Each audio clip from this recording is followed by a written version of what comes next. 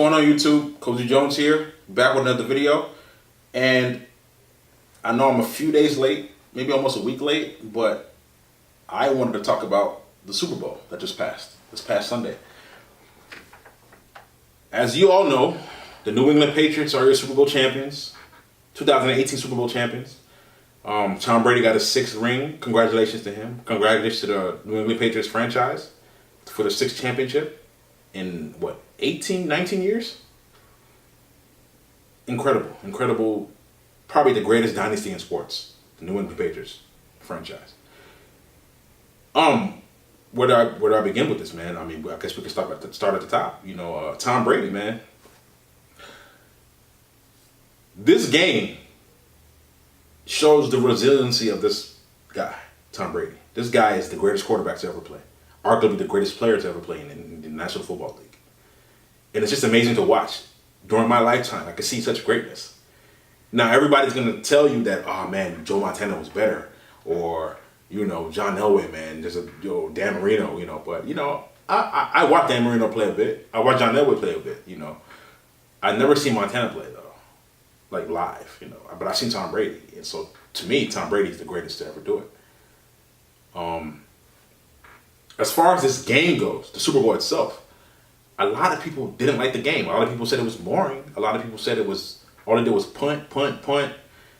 And it was quite amazing to me because I understand now with the rule changes in the NFL, the offenses are more than likely going to score more points than ever. A lot of high-scoring games. And quite frankly, anybody who knows me would know that I like low-scoring defensive battle games. And this is what this was. The Super Bowl was a defensive battle. And I loved every second of it. Every second of it. If you go back and watch some of the highlights, when they make key plays to get in position to score, the crowd erupted. And let me tell you guys why I love defensive games. Low-scoring defensive games. Because to me, it shows the team that comes out on top toward the end, who's more resilient, who fought harder as a team unit.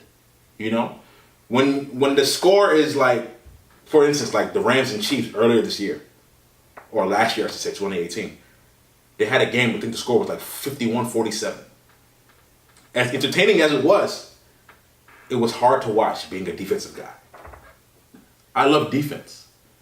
Which is why I love some of those Baltimore Ravens years, with Ed Reed and Ray Lewis, which is why I love some of the Chicago Bears years, from the 85 Bears to modern times to Urlachers and even now with Khalil Mack. I love defense. I love the Jaguars last year and maybe the year before that. I love the Steel Curtain. I love defensive teams. I love Legion of Boom, the Seahawks. It's great to me. I like how units work on defense to try to stifle offenses. It's to me, it's art. It's a work of art to me. I love watching it.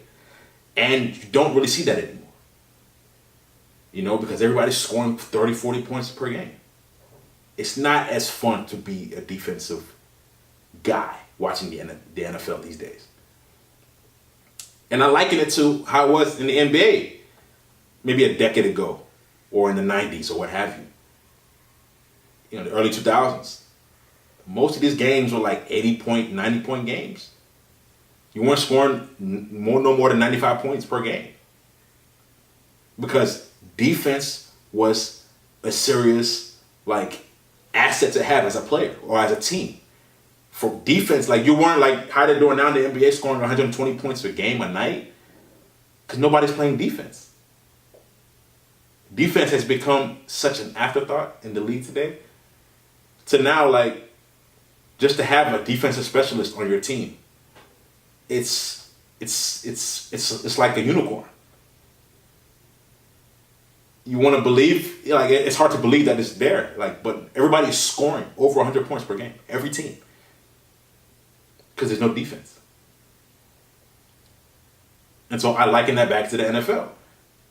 So that's why, now, in most circles, at least people I know, they didn't like the game because of the teams who were playing in the Super Bowl. And you think the Patriots and the Rams, you think is going to be a high-scoring game. At least I thought that going into it. That's what I assumed. I didn't think it was going to be what it was, but I still enjoyed it for what it was.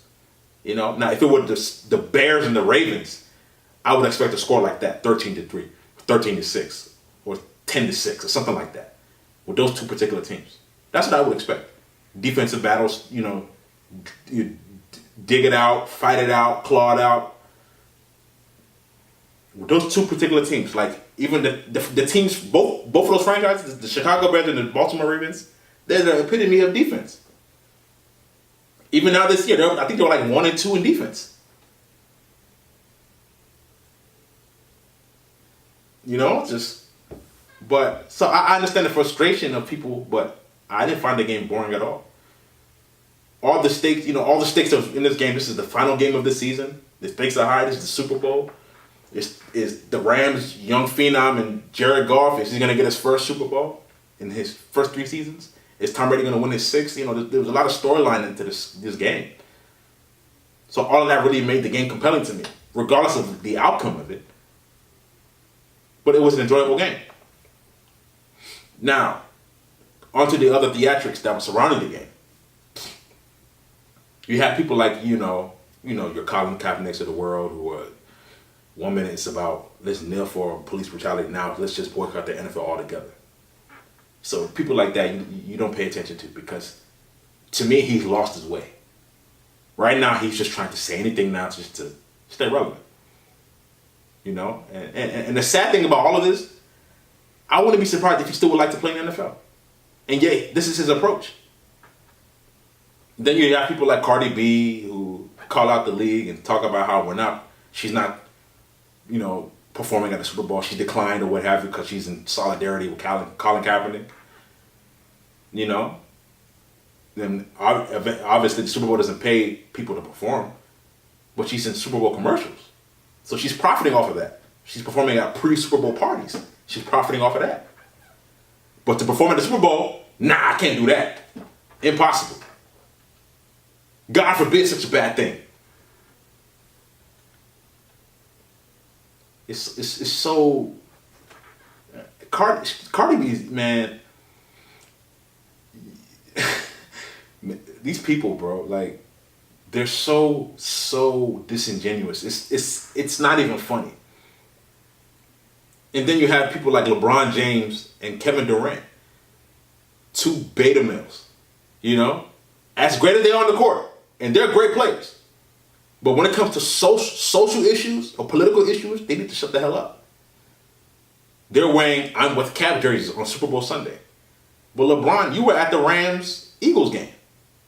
I believe that was the NFC Championship game. No, it was not. It was a divisional game. He was there in the Rams locker room.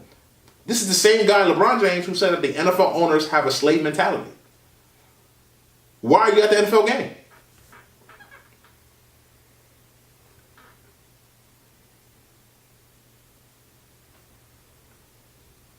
Popular rapper from Compton named YG. I stand with Cap, or I'm kneeling with Cap, or whatever the hell he said. You know, he had this thing because EA took out some lyrics that reference Colin Kaepernick's name in some song or what have you. And how he's talking about how he's so against the NFL. And he was at the Super Bowl, live and center. So what stance are you guys actually taking? Why are you guys just bullshitting, or are you just wasting everybody's time? Which is it? You got all these people talking about how we're boycotting the Super Bowl, the NFL. Do you really think you guys are affecting the NFL at all? Do you think so? Do you really think so? There isn't another organization in America that makes more millionaires of black people than the National Football League. There's not any other organization. But then you got people like Common who will say things like the NFL is not for black people. What are you saying, bro? Can you employ hundreds, thousands of black people and make them millionaires? Can you do that, Common? I don't think so. So don't say an organization is against a certain group of people who make up 70% of the league, the players. Don't make such an assumption, man. Don't do that. Some of these NFL owners, to me, they're better people than I would ever be. Better men than me. All these things like what LeBron said, I would sue that guy for defamation. Slave owner? Really? Interesting. But you know what nobody's talking about? These NBA players that's running their mouths or what have you. About the no kneeling policy that the NBA already has instilled. That's why nobody's kneeling in the NBA. Nobody's doing it. Because they know, listen, these guys are not idiots. They know what time it is. The NFL never implemented it until Colin started doing it. You guys realize nobody in the NBA does this, right? It was already a rule in the NBA. But the NFL owners are slave masters. Or have a slave mentality, LeBron James. What about your own owners in your own league? The way the Lakers are playing right now with LeBron, they might not even make the playoffs. And then what you gonna do, LeBron? Focus on your own league, man. Focus on your team. How about that? These are all the same people who wanted to, quote unquote, cancel Gladys Knight for singing the national anthem at the Super Bowl. Gladys Knight. The disrespect. Gladys Knight. Unbelievable. All of this for Colin Kaepernick. And his girlfriend.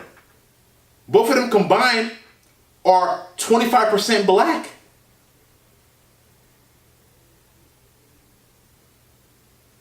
Both of them.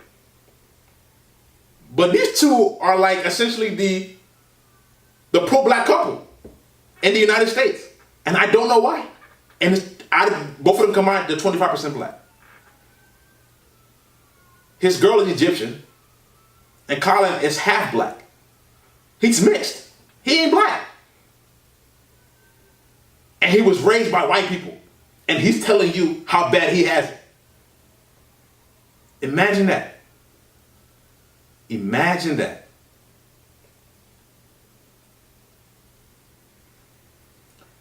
As far as the Rams go,